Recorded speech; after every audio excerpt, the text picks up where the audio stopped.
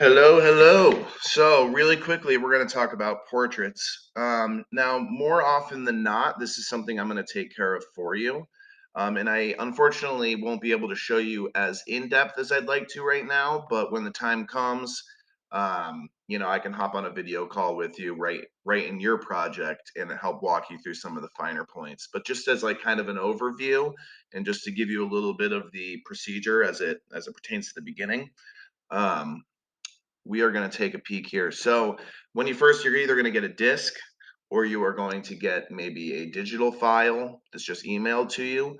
So like I said before, oftentimes, when you get that, please feel free. Hey, Sam, I got my disc. Can you come grab that?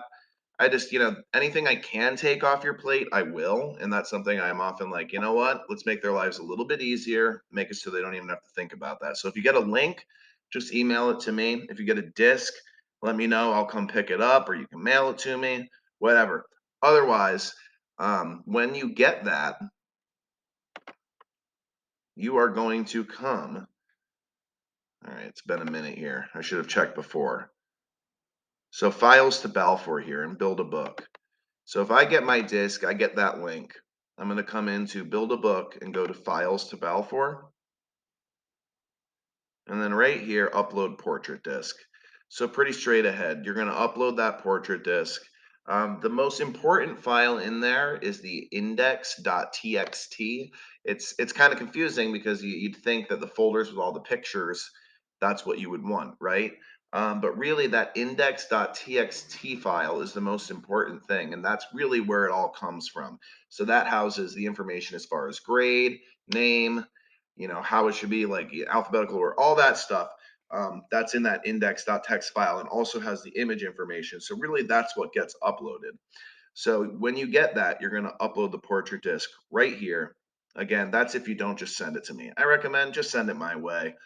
It can be a little finicky sometimes, so it's just easier to have me do it, and then you don't have to think about it. But this is where you would do that if you would like to do it yourself. Once you upload that disk, somebody on our end of the plant will move it over into the program. And once it's in Encore, like I said, I don't actually have pictures here, so I'm not going to be able to show you as much as I'd like. But for one, before all this, you're going to come into your pages here. And I'm going to open this page right here, this spread. There's a few options available to you. So I can come into my library. I'm in templates and I'll go down to portraits. So I can go through here and see if there's something I like. You can make, changes if you want to, delete these pictures up top, say. You're like, hey, I don't need this stuff up here, but I like that. And then maybe I'll just add like, the grade name up top. So you can manipulate that a bit as you see fit. So that's one option, is just to go right into your library and find those under portraits. The other option, and some of these are kind of more of my preference sometimes. You wouldn't necessarily know these are here, but under my content, if you come to portrait and index, so the individual, that's going to be the name underneath. So if I did that, boom. And then say, I wanted to get rid of these top two, like this top row, and put the grade up there. I could do that.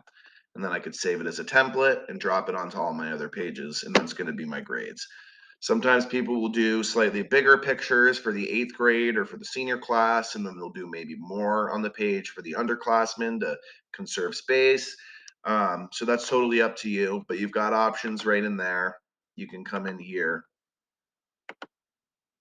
and see what you like.